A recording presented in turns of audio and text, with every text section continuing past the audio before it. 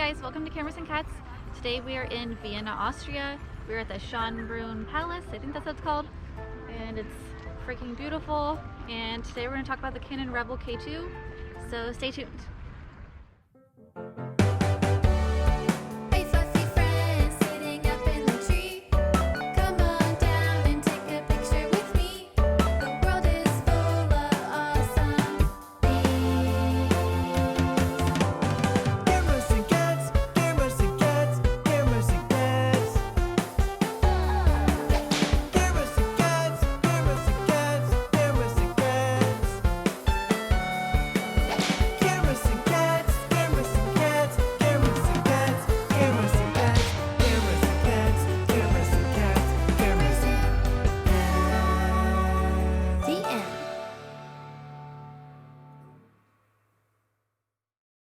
This is the Canon Rebel K2. It's a 35mm film camera. This is my very first film camera I ever had, so it's kind of special to me. This is kind of where I learned how to shoot film. These are the first images I ever developed in the darkroom, and I'm still in love with this camera. I still love the original photos I took with this, which is why I still have this camera, because it's a crappy camera. It's not really that great, but it's special to me because I learned on it. If you're a beginner film photographer, this is a great camera because it has an auto setting, super easy to use, it doesn't weigh anything. It also has a pop-up flash, so if it's dark outside, it'll just pop up on its own if you put it on auto. So that's also really nice. This camera's just really good to travel with because it has a zoom lens, so I can capture really wide shots and really zoomed in shots. So I can do like architecture like this, or I can do like a close-up of portrait of someone. I can like kind of sneak attack them and get a really good portrait from far away, which is really fun. And it also has autofocus, which is really nice. It's not a manual focus film camera, which a lot of my film cameras are manual focus, and then you miss the shot because you're wasting your time focusing. It also does double exposures, which is something I'm always looking for in a camera. And it's pretty easy to do. You kind of just click it on to like a aperture priority setting. There's a function button here, and you click it and you can choose as many exposures as you want. Let's see, it goes all the way up to 9, which is crazy. I have never done that and probably will never do that, but you just click it on 2 if you want to do 2, and you can take 2 images over top of each other. I guess the one thing that I don't really like about this camera is the lens. It's not the best lens, and you can put other Canon lenses on it, but it still doesn't really change the quality of the images just because the camera itself is not that great. But it's still fun to experiment and try out different lenses, but I end up just leaving this one on because this camera is so light with it on. But sometimes it surprises me. Every once in a while I'll take one, I'm like, wow, I can't believe that camera took that. Especially if you're taking portraits and you're zooming in a lot, and then if you're doing a double exposure with like a landscape and the focusing just turns out right, then it can end up being a really beautiful photo. I'll have to show you some of my favorite ones. But it's kind of the magic of this camera. It's really special to me because it was my first camera, so it went with me to Paris for the very first time. I'll have to show you my Paris pictures because I still love those photos. I was shooting black and white at the time, and they just have like a very classic feeling to them. So yeah, it's a crappy camera, but I kind of like that it's crappy, and I'll probably keep it forever because it is special to me. And I'll make sure to show you guys all my favorite photos from this camera. So overall, I would say if you are a beginner film photographer, I would say yes, you should definitely get this camera. It has pretty much all the features you want in a film camera, except for the really sharp, like expensive looking lens. That's like the one thing it's missing. But other than that, like you have the flash, you have the double exposure feature, you have the zoom lens, you have the lightweight body. So yeah, you should go pick one up. And it's cheap. Oh yeah, and it's cheap, especially compared to all my other cameras. Is it cool? I wouldn't say this is the coolest camera in the world. It doesn't look that great, but it does have kind of the silver and black look, which is, you know, kind of the classic like film camera vibe. But it is like a fake one. It's like, it's not metal, it doesn't really look cool. But it kind of tricks people, I guess, from far away, right? I don't know. It's a sleeper.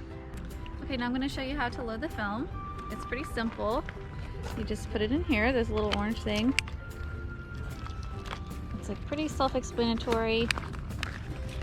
Just push it in, and there's not even any little metal connectors. You can just close the back and it'll kind of load it itself, and switch it to like an on setting, and it starts to wind it.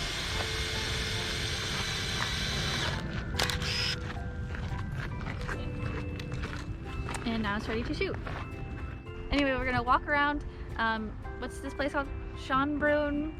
And Schonbrunn effing Palace. And I'll show you all of my favorite pictures from our trip.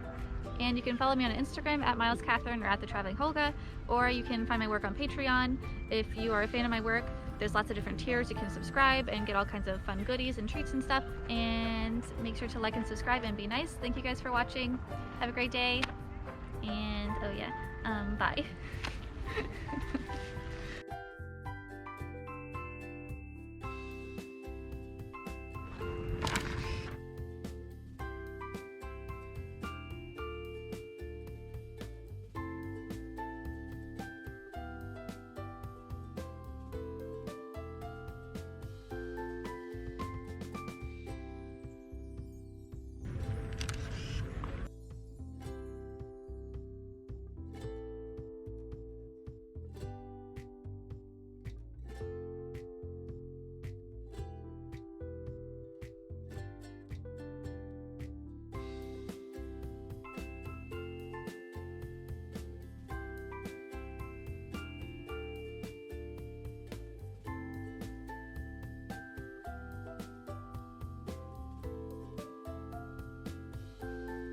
And she's ready to, oh, there it goes.